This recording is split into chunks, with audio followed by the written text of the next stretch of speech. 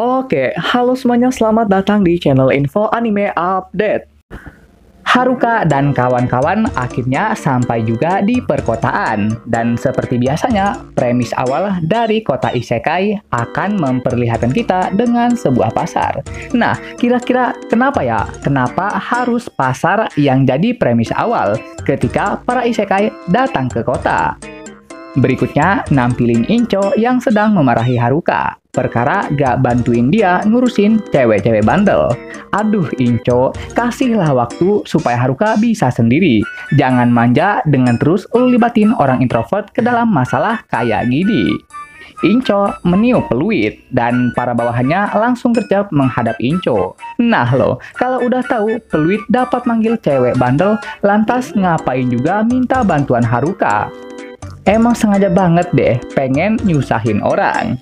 Di sini Incho udah nyusun rencana kedepannya. Seperti rencana awal, mereka akan menjual barang-barang bawaan di kuil petualang. Terus setelahnya, mereka akan mendaftar sebagai petualang. Kemudian setelah dua langkah tadi dilakukan, maka yang terakhir mereka akan menyewa penginapan.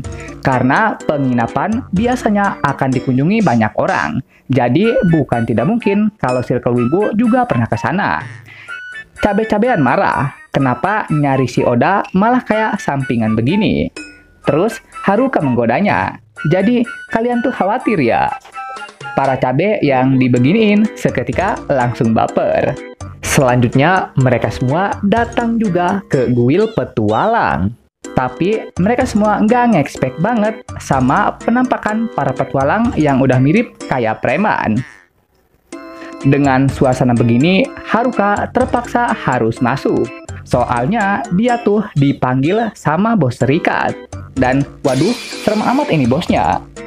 Haruka yang dipanggil seketika jadi merinding, sedangkan si bos malah mendekat ke arah Haruka, menatap tajam ke arah dirinya untuk mengucapkan terima kasih. Oh alah, kukira dengan tampangnya ini Haruka bakalan dipukul. Dengan ini, maka prank nakutin Haruka telah berhasil. Haruka masih bingung, tapi dia juga merasa lega. Soalnya nggak harus mati pas mau diinterogasi tadi. Untuk selanjutnya, Haruka menghampiri resepsionis buat ngejual barang-barangnya. Barang dikeluarkan, tapi karena yang keluar itu lumayan banyak, resepsionis jadi kaget. Kami tidak bisa menghitung harga sebanyak ini. Hah? Mau lagi? Balasan Haruka. Minimal dengerin orang ngomong lah anjing, jawaban resepsionis yang lagi marah. Jadi, bisakah Anda memberi waktu kami sampai besok? Haruka yang butuh duit seketika langsung mikir. Incho memanggil Haruka untuk menjelaskan padanya bahwa dia dan cewek-cewek udah resmi daftar jadi petualang. Tentu saja berita itu ngebuat Haruka sangat senang. Apalagi yang gak Haruka duga, orang yang nyeremin tadi ternyata sangat ramah dengan mereka. Haruka dibawa leader cabe buat daftar jadi petualang. Merasa ini adalah awal yang baru, Haruka begitu senang. Incho mengatakan kepada para petualang kalau Haruka bakalan menjadi petualang yang sangat hebat. Kami yang bisa kesini dengan selamat menjadi bukti dari kehebatannya itu. Begitulah katanya. Cuman yang saat ini terjadi, Haruka malah ditolak buat melamar jadi petualang dengan alasan levelnya belum memadai. Ya ampun, cuman kurang satu lagi padahal. Haruka yang ditampar kenyataan seketika langsung depresi. Haruka meminta keringanan dan si mbak ini menjelaskan, di level 10, para petualang boleh gabung asalkan punya rekan. Dan di level 20, mereka akan dianggap sebagai hunter pemula. Kemudian, saat mereka naik level jadi 30, maka saat itulah mereka bisa jadi hunter mandiri. Haruka semakin depresi, soalnya persyaratan buat jadi seorang petualang bener-bener tidak ramah terhadap introvert.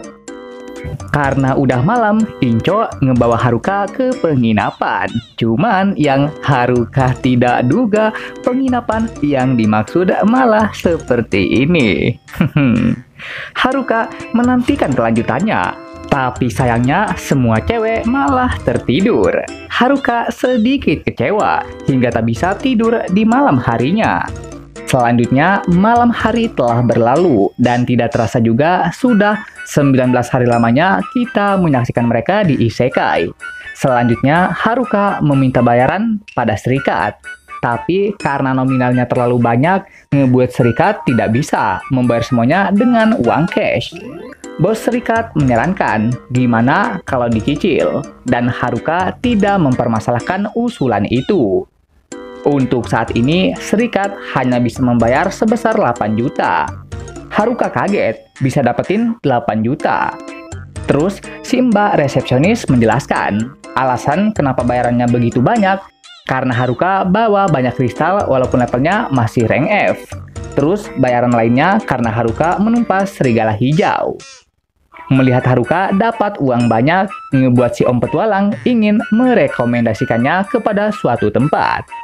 Haruka langsung mikir, apakah ini saatnya? Di tengah perjalanan ke sana, Haruka masih memikirkan itu. Dia emang suka yang begituan, tapi ini masih terlalu siang. Kemudian Haruka dan si Om telah sampai ke tempat yang dimaksud. Cuman tempatnya itu tidak seperti yang dibayangkan. Haruka kecewa karena terlalu berharap sama om-om yang gak punya burung.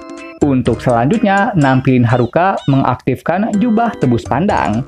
Aktifin juga sarung tangan kekuatan, ngeluarin tongkat api, dan ngayunin pedang.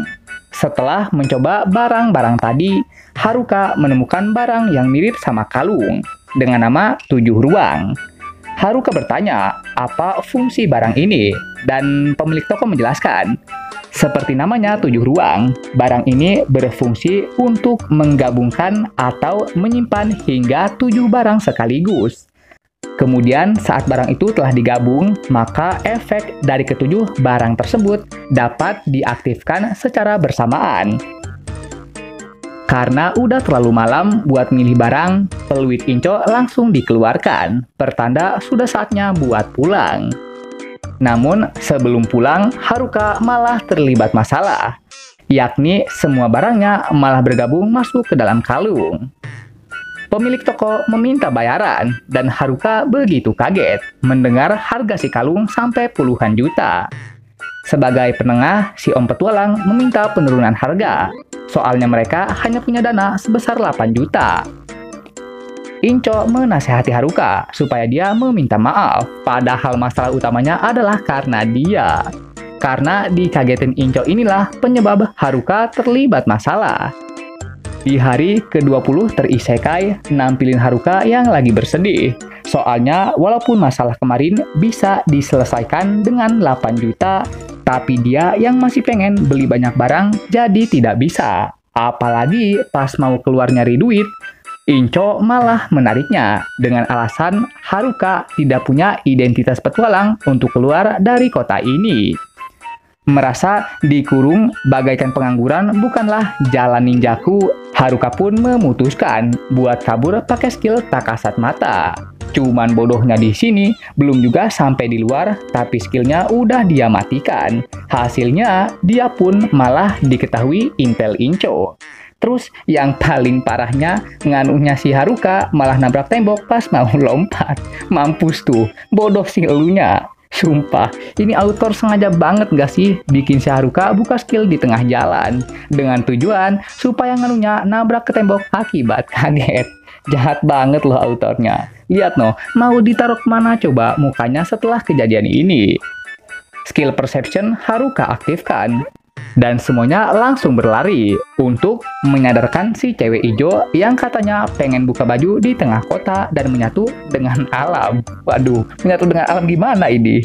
Di hari ke-21 terisekai, semua cewek akan pergi berangkat kerja, sedangkan Haruka disuruh nunggu di rumah selayaknya ibu rumah tangga. Terus, Inco juga memperingati Haruka supaya jangan ngelakuin hal yang aneh-aneh. Bagi wibu nolep kayak Haruka, larangan itu dibuat untuk dilanggar. Karena dia ini masih mencoba buat kabur, walaupun disuruh jangan kabur. Di awal perjalanan kabur, Haruka ngeliat rumah broken. Terus di jalan berikutnya, Haruka ngeliat sekumpulan goblin. Tapi saat ngeliat ada kereta yang kena begal, Haruka tidak bisa tinggal diam. Meski sempat berhenti, tapi Haruka masih pengen lanjut buat kabur dan bodoh amat sama yang terjadi di sini. Namun karena preman di sini malah berbalik dengan nargetin dia, Haruka yang udah terlanjur marah langsung membakar semua preman. Dan para preman yang dibakar mulai rata. Kemudian para preman yang udah bangkit menuntut balas dendam. Tapi yang terjadi lagi-lagi mereka berakhir rata. Satu preman yang tersisa perlahan mulai mundur ke belakang. Tapi saat mereka ngelihat skill Haruka yang ampas semua, entah mengapa semangat juang yang perlahan sirna kini telah kembali.